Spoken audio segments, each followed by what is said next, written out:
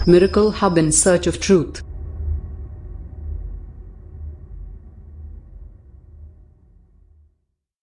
मी रवी पाटील आणि तुम्ही पाहायला सुरुवात केलेली आहे मिरॅकल हब. आज आपण एका नव्या सिरीजची सुरुवात करणार आहोत. यामध्ये आपण कामातला आनंद किंवा आनंदाने काम कसं करायचं ते समजून घेणार आहोत.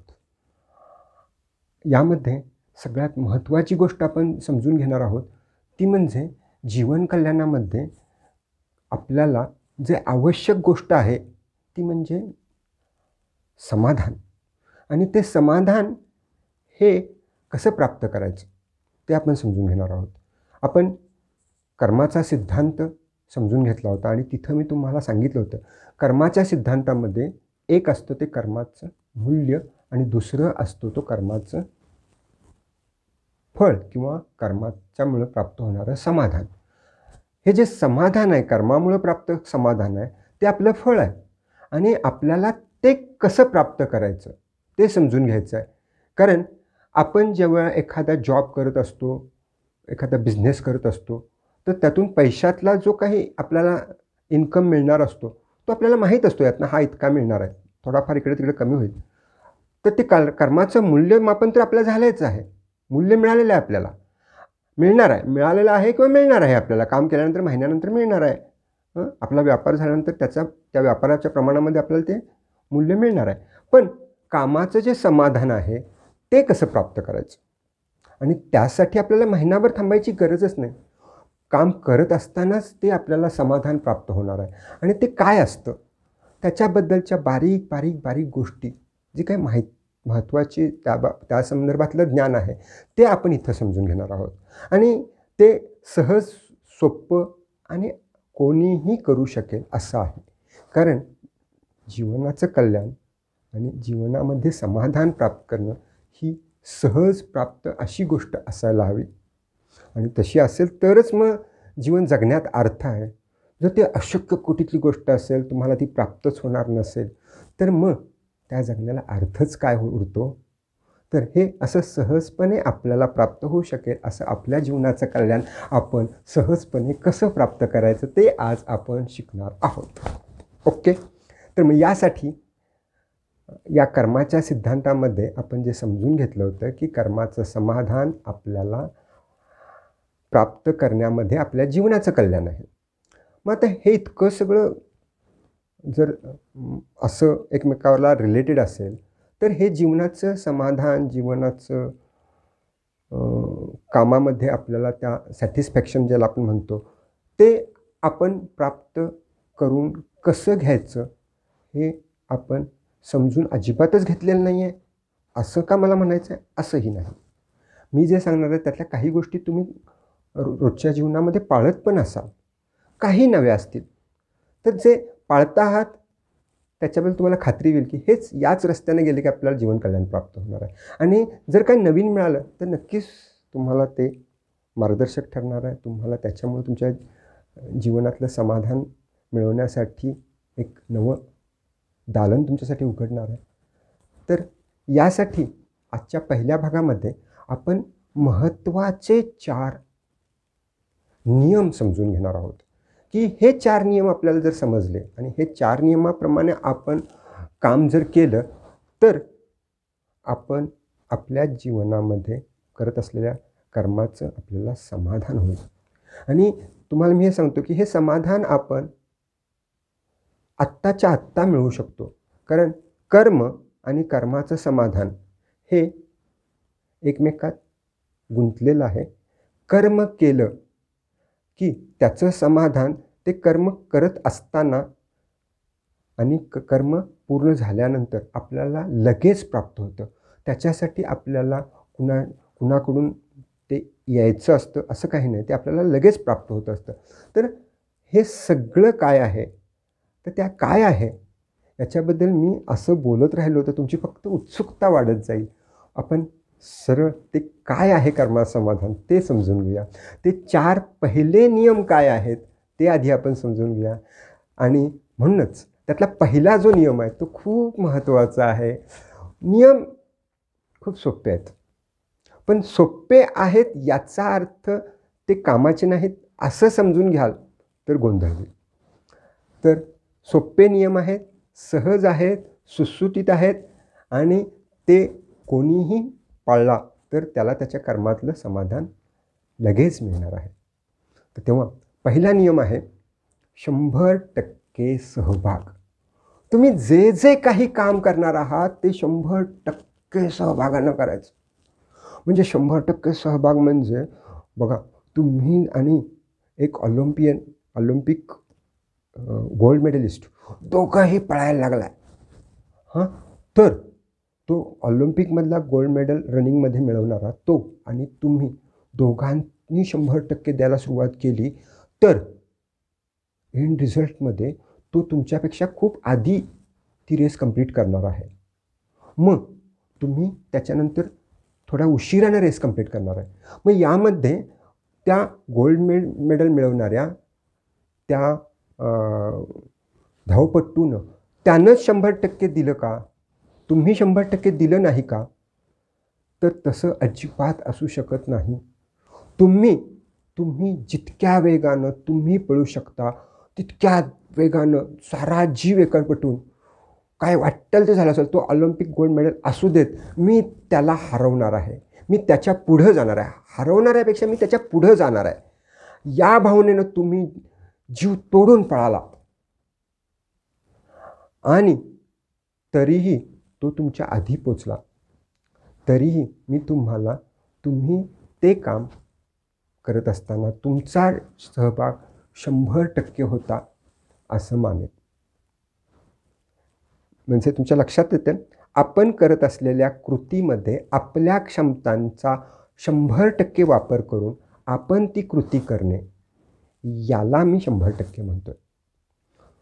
तो जो गोल्ड मेडलिस्ट आहे त्यानं रनिंगचं वर्षानुवर्ष प्रॅक्टिस केलेलं आहे आणि त्यानं त्याच्या ज्या क्षमता आहेत पळण्याच्या त्या विकसित केल्यात आणि त्यामुळं तो ज्यावेळी त्याचं 100% देतो तेव्हा आपण ज्यावेळी आपलं 100% देतो त्याच्याशी तुलना करता त्यानं केलेली प्रॅक्टिस ते आपण केलेलं नसल्यामुळं आपण त्याच्या बरोबरीनं ती रेस पूर्ण करू शकत नाही आहे. याचा अर्थ असा नव्हे की आपण आपलं 100% दिलं नव्हतं. यामध्ये आपल्याला लक्षात येते का बघा, की आपलं 100% आपल्याला द्यायचं असेल तर आपल्या क्षमता आपण विकसित केल्या तर आपलं 100% हे विकसित होत जाणार आहे. तेव्हा आपलं 100% म्हणजे जी क्षमता आपण प्राप्त केली आहे ती 100% वापरणं आणि आपलं 100% ते असणार आहे की ज्या क्षमता आपण विकसित करण्यात कमी पडलो त्या क्षमता आपल्यात विकसित करणं आणि त्या विकसित झालेल्या क्षमतांच्या आधारे आपण काम पूर्ण करणं. बघा, माझ्याकडं 100% ते 5 तासात काम करण्याची क्षमता आहे, पण मी जर ते काम 10 तासात केलं तर मी माझी क्षमता 50%च वापरली आहे. इथं माझ्याकडे क्षमता असूनसुद्धा स्लो काम करतो, म्हणजे मी ती क्षमता पुरेपूर वापरत नाही. हे आपण टाळायचं. बहुतेक वेळा खूप सारे लोक हे आपल्या क्षमतेच्या पूर्ण कपॅसिटीनं ते काम करत नाहीत, त्याच्यापेक्षा कितीतरी कमी कपॅसिटीनं ते काम करतात आणि मग त्यामुळं काय होतं की ते काम करत असताना जे समाधान मिळणार आहे ते समाधान त्यांना मिळू शकत नाही, कारण त्यांनी ते 100% त्यांचं दिलेलंच नाही आहे. त्यांनी 100% दिलेलं नाही आहे हे त्यांना आधीच माहीत असल्यामुळं मग ते काम 10 तास झाल्यावरती त्यांना तो आनंद कसा मिळेल मला तुम्ही सांगा. आणि म्हणूनच आपण आपलं 100% देणं गरजेचं आहे. आणि मग हे 100% देण्यासाठी म्हणून अजून एक नियम लागणार आहे, तो म्हणजे 100% सत्यता. मी जे काम करेन ते मी प्रामाणिकपणे करेन, ही जाणीव आपल्याकडे असेल तर आपण ते काम अचूकपणे करू. 100% सत्यता म्हणजे माझा प्रामाणिकपणा. कुठलंही काम प्रामाणिकपणे करायचं. तिथं कोणतंही पॉलिटिक्स आणायचं नाही, कोणतीही किंतु परंतु आणायचं नाही आणि पूर्णपणे डिव्होशननं कुणीतरी सांगितलं आहे म्हणून न काम करता, जरी कुणी सांगितलं असेल तरी हे माझंच काम आहे आणि हे काम करणं मी ठरवलं ना मी आता हे काम करायचं, तर मी हे काम द बेस्ट करेन. हा जर प्रामाणिकपणा असेल आणि प्रत्येक काम, मग ते कितीही छोटं असू दे, कितीही मोठं असो, ते 100% सत्यतेनं आणि 100% सहभागानं केलं तर ते 100% यशस्वी होणार, यात किंचितही तीळ मात्र शंका नाही आहे. आणि मग अशा पद्धतीनं या 2 नियमांचं पालन आपण जर करणार असू तर आपण नक्कीच, आपण जर सत्यतेत 100% प्रामाणिकपणे जर काम करत असू तर प्रामाणिकपणा हा असा गुण आहे की जो माणूस प्रामाणिक असतो तो नॅचरली आनंदी असतो. कारण त्याच्यामध्ये छळ नसतो, त्याच्यामध्ये कपट नसतं आणि त्याला करावं वाटतं म्हणून तो ते काम करत असतो आणि तो ते करावं वाटतं म्हणून काम करत असल्यामुळं आपोआपच समाधान हे तो काम करताना, करून झाल्यानंतर त्याच्याबरोबर आपोआप येत राहतं. तर मग आता आपण बोलूया तिसऱ्या नियमाकडं. तिसरा नियम म्हणजे मनमोकळेपणा. तर हा मनमोकळेपणा म्हणजे काय? तर आपण जे काम करतोय ते एखाद्या लहान मुलाला जर एखादं काम सांगितलं तर तो बघा, तो पळत जाऊन ते काम कंप्लीट करून येतो. त्याला सांगितलं की तू जा आणि हे भांडं किचनमध्ये नेऊन ठेव, तू लगेच पटकन घेऊन जाऊन ठेवतो. त्याला सांगितलं की चल इथे जरा घाण झाली आहे, तू जरा केर काढतोस का, तो पटकन तो ते काम करून मोकळा होतो. म्हणजे त्या कामामध्ये तो आपला अहंकार आडवा आणत नाही. हे काम मी का करायचं असं त्याला क्षणभरसुद्धा वाटत नाही. आणि त्याला असं क्षणभरसुद्धा वाटत नसल्यामुळं तो ते काम करत असताना खूप आनंदानं पळत पळत पळत पळत लगेच ते किचनमध्ये भांडं नेऊन ठेवलं, लगेच झाडू घेतला की तो ते झाडून काढलं. त्यानं काढलेलं झाडून, ते जो झाडून काढतो ते व्यवस्थित असेल असं काही नाही आहे, पण ते करत असताना त्याच्याकडे जर तुम्ही नीट निरीक्षण केलं तर तो करत असताना त्याचा जो आनंद आहे, त्याचं जे समाधान आहे, त्याचा जो उत्साह आहे, तो का आहे? तर तो मनमोकळा आहे. त्याच्यामध्ये किंतु परंतु नाही आहे. त्याला असं वाटत नाही की हे काम मी का करावं, बाकीचे बसलेत आणि मी एकटाच काम करतोय. अशा कोणत्याही कारणानं तो ते काम करण्याचं टाळत नाही. तो ठीक आहे, मला हे काम करायचं, मी एकदा करायचं ठरवलेलं आहे. मला जरी दुसऱ्या कोणी सांगितलं असेल तरीही एकदा मी हे काम करायचं ठरवलेलं असेल तर ते आता हे काम माझं आहे आणि हे मी काम छानपैकी करणार. येते लक्षात? हा नियम ते लहान मूल आपसुकपणे वापरतं आणि त्याच्या त्या कामाचं जे समाधान आहे, आनंद आहे, ते त्याच्या चेहऱ्यावरती तुम्हाला सहजपणे दिसेल. आणि तसं मनमोकळेपणानं आपण का काम करू शकत नाही हे आपण तपासूया. आणि याच्यातूनच चौथा नियम निर्माण होतो, तो म्हणजे ओव्हर स्मार्टनेसपणा दाखवू नका. मी कुणीतरी बन चुका आहे आणि मी हे काम कसं करू किंवा हे काम करताना मी कसं पळवाट काढू शकेन, हे काम मी कसं तरी गुंडळून टाकून, कसं तरी उरकून टाकून कंप्लीट करेन, असं जेव्हा तुम्ही काहीतरी करायला जाल, असा काहीतरी ओव्हर स्मार्टनेस तुम्ही दाखवायला जाल आणि तुम्हाला काय वाटेल माहीत आहे का, की कोण बघतंय मी कसं काम करतोय आणि मी काम चांगलं केलं तर कोण मला रिवॉर्ड देणार आहे. मला जो काही माझ्या कर्माचं मूल्य आहे ते मी कसंही काम केलं तरी तेवढंच मिळणार आहे. मग मी कशाला चांगलं काम करायचं. हा जो आहे ना, हा जो तर्क आहे, ही जी विचारांची मालिका आहे, ही जी मालिका आहे ती अविवेकी मालिका आहे. आणि ती आपल्याला आपल्या कर्मातून आपल्याला जे समाधान मिळणार असो ते आपल्याकडून हिरावून घेते. आपल्याला काय वाटतं की आपण कसं दुसऱ्याला फसवलं, कसं आपण कामचुकारपणा केला, कसं आपण कमी वेळात काम केलं. मला खूप लोकं भेटतात, मी तुम्हाला सांगतो, मला अशी इतकी खूप लोकं भेटतात की जी कामचुकारपणा आवडीनं करतात. मला त्यांच्याबद्दल खूप वाईट वाटतं की अरे, यांना कामातला आनंदच नाही कळाला आणि त्यांनी तो आनंद जो त्यांना सहजपणे प्राप्त होणार होता तो त्यांनी हिरावला. याचं मला फार वाईट वाटतं. त्यांनी काम नीट न केलं नाही याचं मला फार असं वाईट वाटत नाही. मला वाईट या गोष्टीच वाटतं की त्यांना त्यांच्या कामामधला आनंद नाही घेता आला.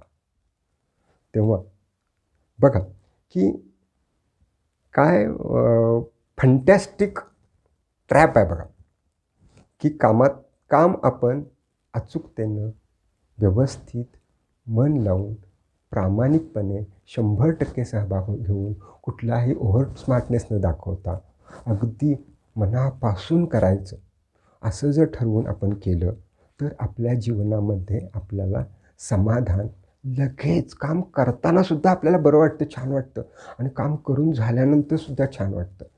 आणि हे जे छान वाटणं असतं ना, ते छान वाटणं हेच खरं जीवनाचं समाधान आहे. त्याच जीवनाचं कल्याण लपलेलं आहे. आणि ते नसेल तर जगण्याला खरं तर काय अर्थ आहे. आणि आपण तेच नाही मिळवायला तयार. का असं करतो आपण? खरंच जे कोण असं करत असतील त्यांनी हा प्रश्न स्वतःला विचारावा. आणि आज आपण एक गोष्ट करूया की हे 4 नियम वापरून आपण कामाला लागूया. मी तुम्हाला एक गोष्ट सांगणार आहे. अमेरिकेत घडलेली गोष्ट आहे बरं काही. एक कारवाला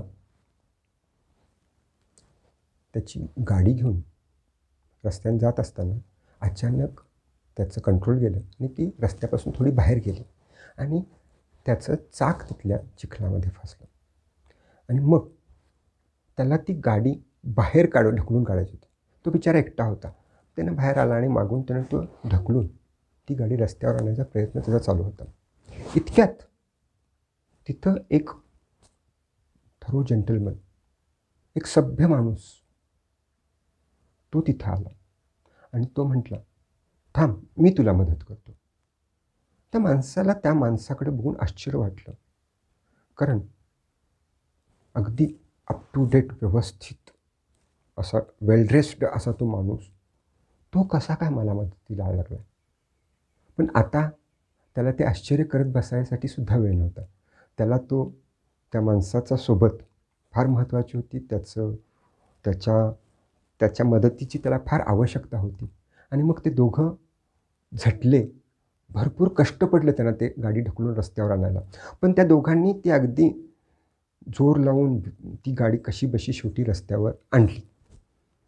गाडी आणल्यानंतर तो जो काही व्यक्ती त्या त्या माणसाला मदत करत होता त्याने त्याला विचारलं की आता तू ही गाडी घेऊन जाऊ शकतोस का. तर त्यानं सांगितलं, हो नक्की, आता मी ही व्यवस्थित घेऊन जाऊ शकेन.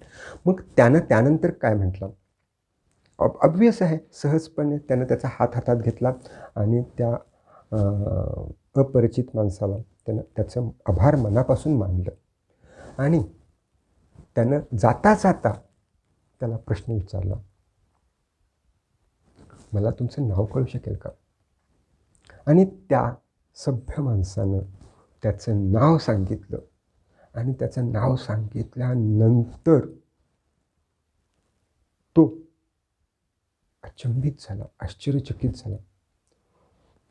जाताना त्याला पाठमोऱ्या त्याला तो बघत राहिला. तर ती जी व्यक्ती होती ती अमेरिकेचे प्रेसिडेंट जॉर्ज वॉशिंग्टन होते.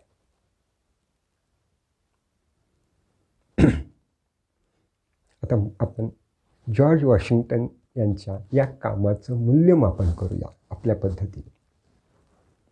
100% सहभाग होता की नाही? 100% सत्यता होती की नाही? मनमोकळेपणा होता की नाही? ओव्हर स्मार्टनेस होता का त्यांच्या कामामध्ये? नाही. जर का एखाद्या प्रेसिडेंटला, एखाद्या देशाच्या प्रेसिडेंटला हे 4 गुण वापरून जर काम करता येत असेल, तर आपल्याला का नाही करता येणार? हा माझा प्रश्न आहे. आणि हे 4 गुण वापरून काम करताना त्यांनी त्या थँक्यूसाठी नव्हतं केलेलं काम, किंवा मी प्रेसिडेंट आहे हे त्या माणसाला सांगण्यासाठी नव्हतं केलं, तर त्या माणसाला मनापासून मदत करायची या भावनेनं ते काम केलं होतं. तिथून काही अंतर फरलांगभर पुढं ते गेले असते आणि त्यांच्या हाताखालच्या माणसाला त्यांनी ती गाडी ढकलण्यासाठी 4 माणसांना पाठवून दिलं असतं, तरी ती गाडी बाहेर निघाली असती. पण त्यांनी तसं नाही केलं. तुमच्या लक्षात येतं? कर्माचं समाधान हे या 4 नियम पाळून जर जो कोणी करतो त्या प्रत्येकाला मिळणार आहे. आणि म्हणून हे समाधान जर प्राप्त करायचं असेल तर आपल्याला हे 4 नियम पाळावे लागणार आहेत. आणि हे 4 नियम पाळणं फार अवघड अजिबात नाही. आपला जो काही सो कॉल्ड आपण जो काही विचार करण्याची पद्धती आहे, आपण स्वतःला काहीतरी समजून बसलो आहे, त्याच्यातून आपण जर बाहेर पडलो तर आपण हे सहजपणे करू. आणि आपण हे जर सहजपणे करू शकलो तर आपल्याला जीवन कल्याणाबाबत जे काही आपण आजवर ऐकत आलो आहे त्याच्यावरची आपली श्रद्धा बळकट होईल. कारण मी तुम्हाला नेहमी सांगतो आहे, जीवन कल्याण हे कोणालाही सहजपणे प्राप्त करता येईल. आपल्याकडं 16 तास आहेत. 8 तास आपण झोपायला दिले, जेवण खाण झोपणे यासाठी 8-9 तास दिले, तरी 14 ते 16 तास आपल्याकडे शिल्लक उरतात. आणि आपण त्या 14 ते 16 तासामध्ये कार्यरत राहायला पाहिजे. आपल्याला त्या वेळामध्ये जेवढे क्षण मिळतील त्या क्षणांचा पुरेपूर वापर कोणतं ना कोणतं कर्म करण्यासाठी करायला हवा. आणि त्या कर्मातून आपण ते कर्म या 4 नियमांच्या आधारे जर करत असू तर प्रत्येक क्षणी आपल्याला समाधान मिळेल. आणि जर का प्रत्येक क्षणी आपण दिवसातले 14 तास जर समाधानी असू तर सुखी माणसाचा सदरा आपण घातल्यासारखे आपण असणार आहोत. प्रत्येक क्षणी आपण आनंद असणार आहे. आणि काम करत असताना ते काम करताना आपल्याला थकवा हा जाणवणारच नाही, कारण आपण समाधानानं काम करतो. आपलं शरीर थकेल, आपलं मन नाही थकणार.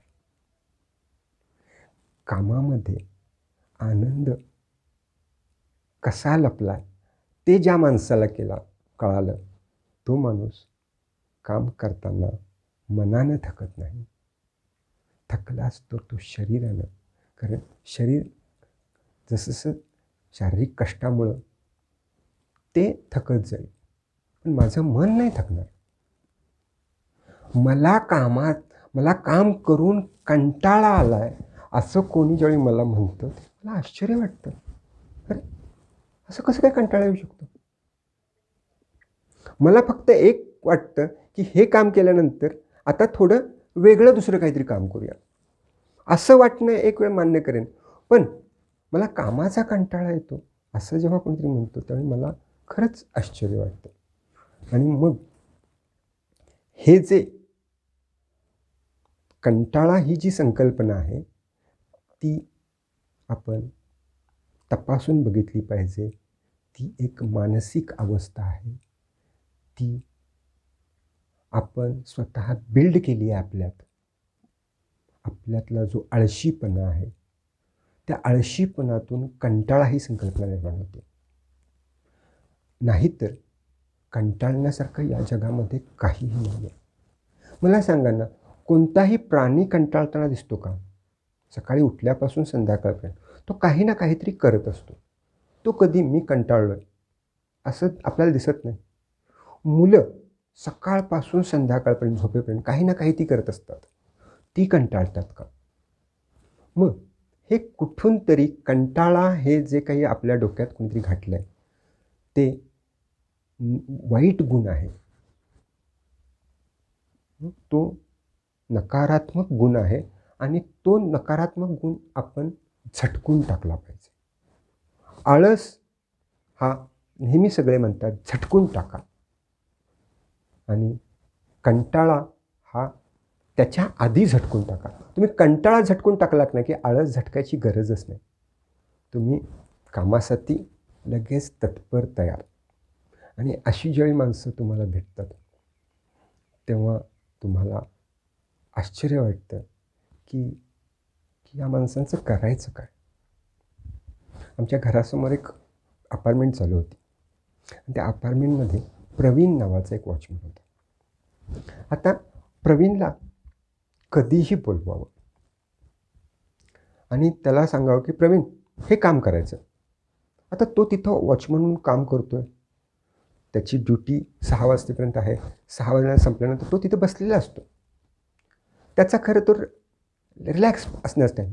पण आपण कधीही बोलवावं आणि प्रवीणनं ते काम नाही केलं असं मला कधी झालंच नाही. म्हणजे की मी प्रवीणला बोलवणार म्हटलं की माझी बायको म्हणायची की अरे तो काय आपल्याकडे कामाला आहे का? तू इतक्या सहजपणे त्याला बोलवतोस. मला असं कधी वाटलंच नाही की प्रवीण हा माझ्याकडे कामाला नाही आहे. मला असं वाटायचं की प्रवीण हा आपण बोलवलं की प्रवीण येणार आणि प्रवीण येणार म्हणजे त्याला जर सांगितलं की परिसर स्वच्छ करायचा आहे तर तिथं इतकासुद्धा बारीक तुकडा तुम्हाला बघायला मिळणार नाही. प्रवीण हे जरा बाग व्यवस्थित करायची आहे. लगेच त्या झाडांना कसं कटिंग करायला पाहिजे, काय करायला पाहिजे, कसं काय करायला पाहिजे, माती कुठं घालायला पाहिजे. प्रवीणला बोलवलं, प्रवीण आपल्याला अमुक अमुक ठिकाणी जायचं. लगेच प्रवीण गाडीमध्ये बसणार. तिथं गेल्यानंतर तो जे काही काम असणार आहे ते जणू काही त्याचंच काम आहे. इतक्या उत्साहानं ते कंप्लीट करणार. म्हणजे त्याचं जे ते काम करण्याचं स्वरूप जी पद्धत होती तर त्यामुळं व्हायचं काय माहीत आहे का की त्याच्या कामापेक्षा थोडे जास्त पैसे मला देताना किंचितही वाईट नाही वाटायचं. कारण का की मला त्याला काम करताना बघताना आवडायचं. आणि आज तो तिथली बिल्डिंगचं काम संपल्यामुळं तो दुसरीकडे निघून गेला. तर रोज आम्हाला त्याची आठवण येते. आणि एक साधा अजिबात न शिकलेला माणूस हा असं माझ्या मनामध्ये घर करून गेला, आमच्या कुटुंबाच्या मनामध्ये घर करून गेला. तर हे तो का करू शकला तर तो हे 4 रूल पाळून काम करायचा. त्यानं कधीही कोणतंही काम नाही म्हटलं नाही आणि जे करायला घेतलं ते अगदी व्यवस्थित तो करायचा. तेव्हा एका महान व्यक्तीची मी गोष्ट सांगितली की जो प्रेसिडेंट होता आणि दुसऱ्या एका महान व्यक्तीची गोष्ट सांगितली की जो एका अपार्टमेंटमध्ये वॉचमन होता. दोघांनाही एक सत्य कळालं होतं की कामामध्ये आनंद कसा मिळवायचा. आणि म्हणून ते दोघंही तितकेच श्रीमंत होते, तितकेच समृद्ध होते आणि तितकेच आनंदी होते. आणि हे जे आनंद कामामध्ये मिळवायचा आहे तर तो मिळवणं ही सहज साध्य अशी गोष्ट आहे आणि कोणीही तो मिळवू शकतो.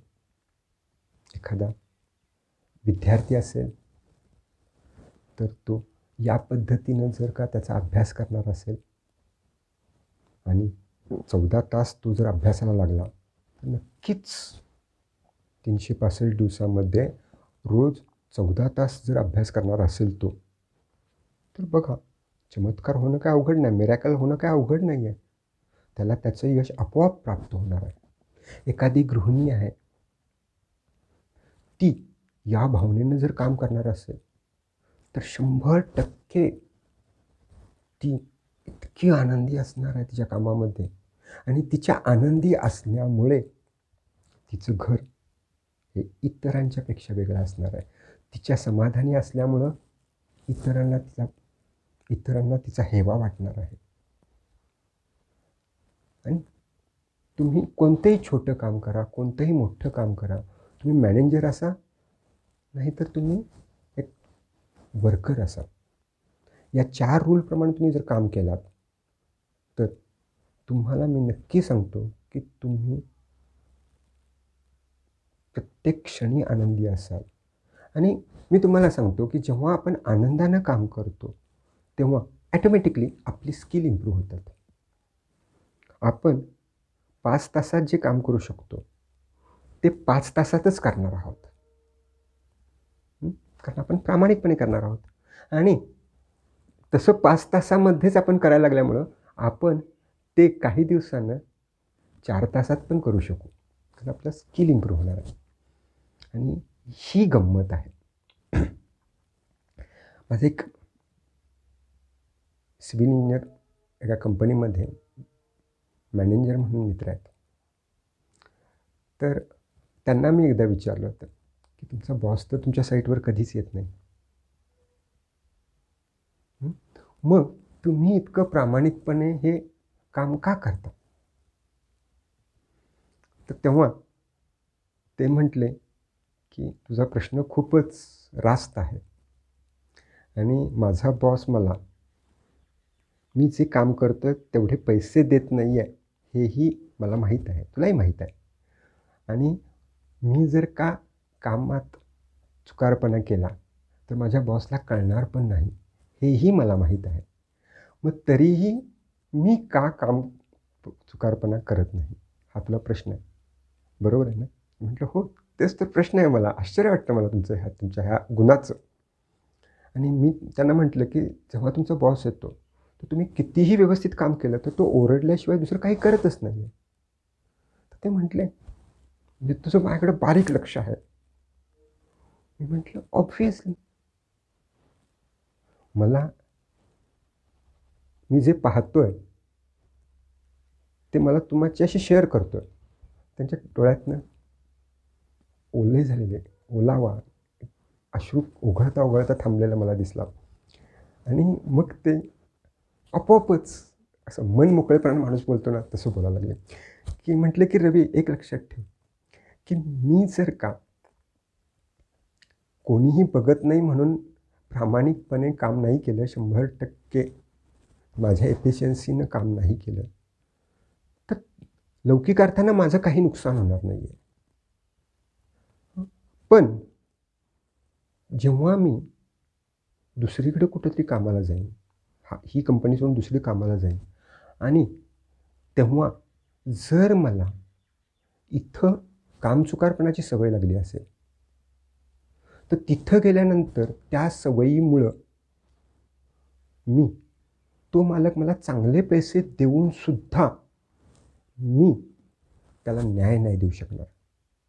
आणि मग कारण माझ्या अंगात तो आळस मुरला असणार आहे, मला सवय लागली आहे कामचुकार करायची. आणि मग त्यावेळी मी त्या भल्या माणसाचं मी नुकसान करणार आहे. मला ते आवडणार नाही.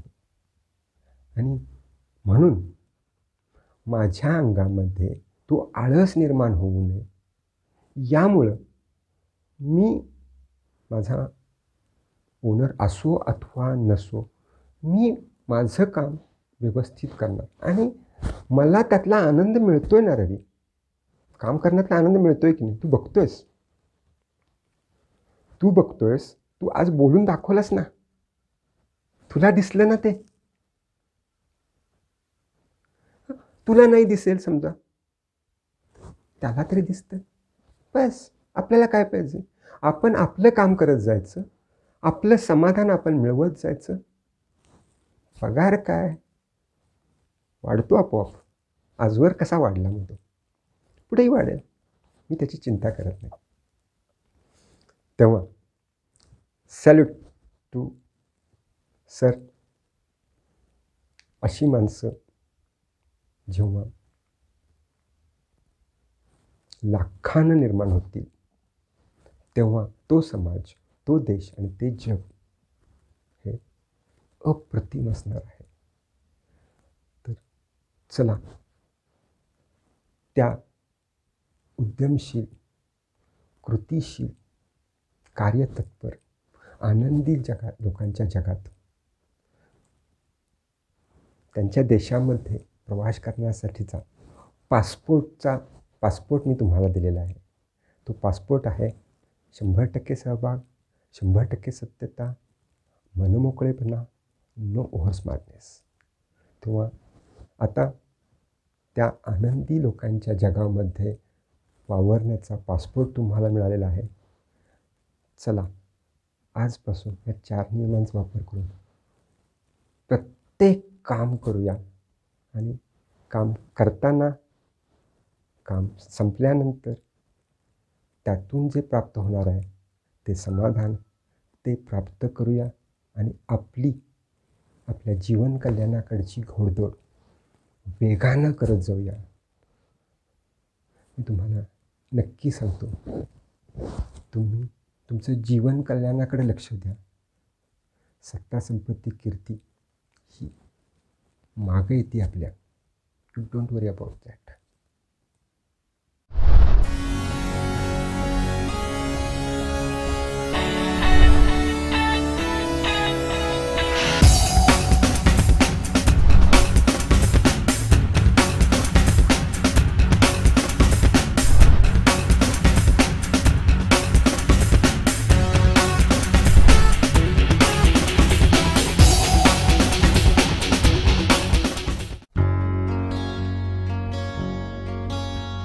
मिरॅकल हबला सबस्क्राईब केलं का? नाही केलं? करून टाका.